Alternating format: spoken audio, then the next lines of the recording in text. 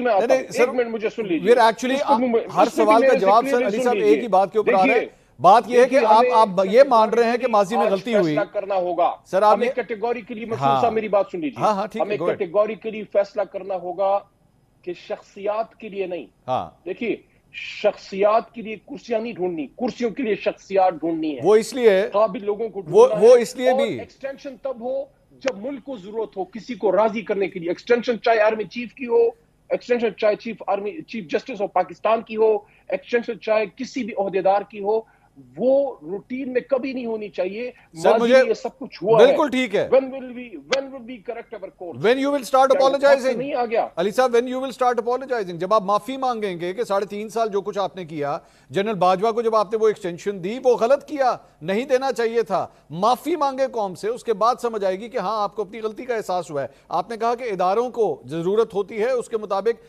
शख्सियात के लिए नहीं करना। शख्सियात के लिए आप लोगों ने क्या क्या नहीं किया?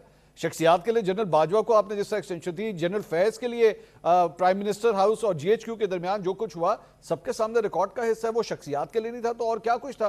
कि इमरान खान साहब इस बात के ऊपर फंस गए थे कि जनाब जनरल फैज को डीजीआईएसआई के ओहदे से नहीं हटाना, तो वो सब कुछ शख्सियात के लिए तो हो रहा था। अगर तो आज आपको एहसास है, मैं फिर भी ये कहता हूं हमेशा एक सियासतदान को ये मौका मिलना चाहिए कि वो कहे कि मैंने माजी में जो गलतियां की इससे आगे चलना है। माफी के बाद सबसे पहले माफी मांगे कौम से कि जनाब हाँ जी हमने बहुत गलत किया। हम भी कहें कि हाँ पाकिस्तान तहरीक इंसाफ आज असूल पसंद हो गई है, आज बिल्कुल सही स्टांस ले रही है। नहीं, आपने सही नुक्ता पकड़ा है। ये तो कोई आप पहली बार तो नहीं कर रहे, आपसे बहुत पहले ये बात मैं कर चुका हूं। और मैं नहीं की ये बात मैंने अपने लीडर की है। लेकिन उस बात उस वक्त लोगों ने गलत लिया, उसको मफाहमत की बात की। हमने ट्रुथ एंड रिकंसिलिएशन की बात की थी।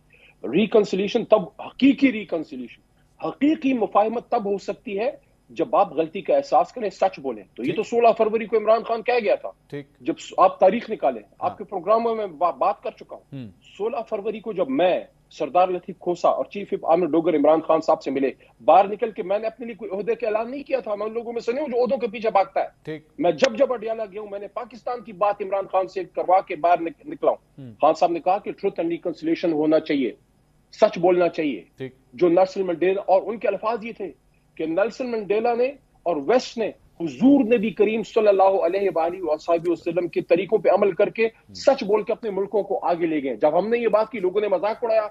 आज अब सब लोग इस बात पे आ रहे हैं। देखें, माफी की जो आप बात कर रहे हो, सब ने इस पे सर जोड़ के बैठना होगा। ये जो कर रहे हैं हुकूमती लोग, देखें हम तो दोबारा क्या रिसीविंग एंड पे हैं। ये लोग इससे गुजर चुके हैं, अपनी हुकूमतें गवा चुके हैं, हाथों में हथकड़ियां पैरों में बेड़ियां डाल चुके हैं, मुल्क से दरबदर हो चुके हैं, लेकिन सबक नहीं सीख रहे। अब भी पीछे पड़े में नहीं हमने वो सबक आप लोगों ने भुला दिया ना अली साहब, वो सबक आप लोगों ने इनको भुला दिया। सबक वो सीख चुके हुए थे, लेकिन उसके बाद उनके साथ जो कुछ हुआ है नहीं सीखे। आज भी मुझे आप बताएं, मुझे एक मिनट सर, उनको तो मैं एक मिनट ये मेरा सवाल यहाँ से बड़े प्यार से उठा के किसी पीपल्स पार्टी के जिम्मेदार आदमी के सामने रख मैं बिल्कुल रखूंगा। कि कोई और करता तो चले, कोई गिला ना होता कि चले जी जरदा ये जो है शरीफ फैमिली जो है वो अपना जिया साहब के लेगेसी को लेके चल रहे हैं, नो इशू, ठीक है। लेकिन भुट्टो का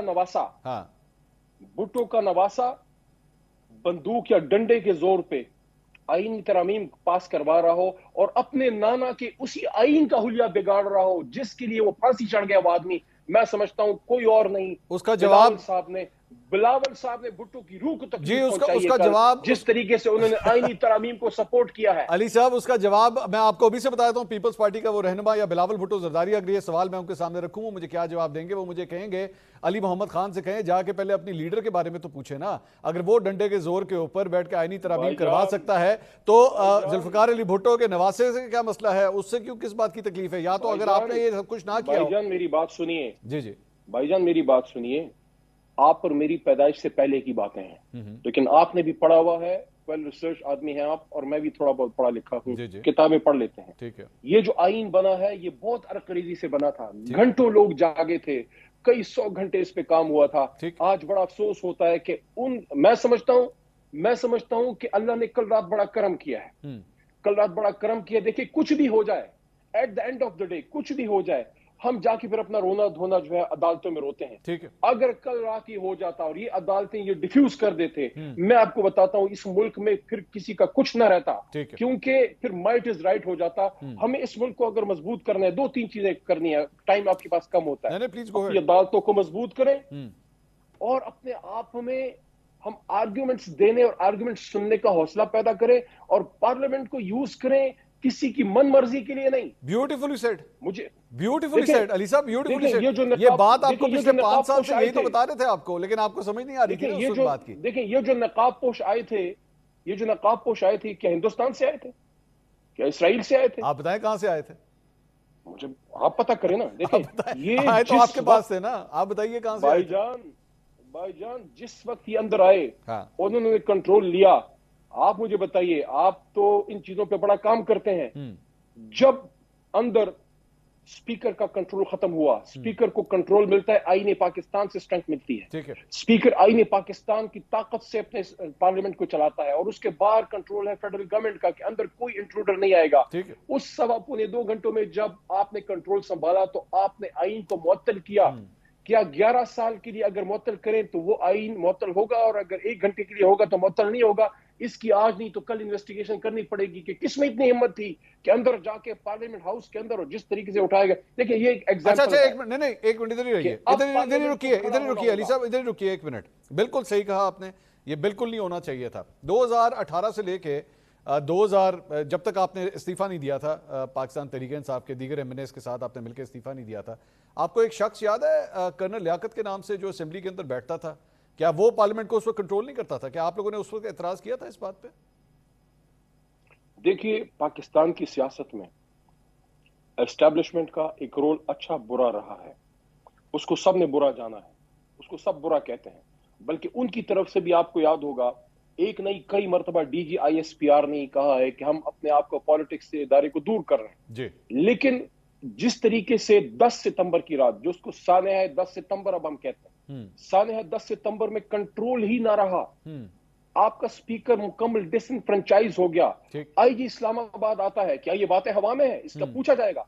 IG इस्लामाबाद आके स्पीकर ऑफिस में कहते हैं, मैंने पूछा उससे कि जो लोग आए थे आपके थे, कहते हैं नहीं। ठीक, तो फेडरल गवर्नमेंट का काम है कि अंदर कोई इंट्रूजन ना हो। ये कौन लोग आ गए? देखिए हासिल वसूल बात का क्या है? नहीं, आपने उस बात का जवाब नहीं दिया सर। अली साहब आपने उस बात का जवाब नहीं दिया कि जो वो जो पहले आए थे, जब उन्होंने आके कंट्रोल किया था तब आपने एतराज किया था, या फिर आपको बेसिकली असल पॉइंट ये है कि थोड़े से कंट्रोल पे एतराज नहीं है, ज्यादा से कंट्रोल पे एतराज है?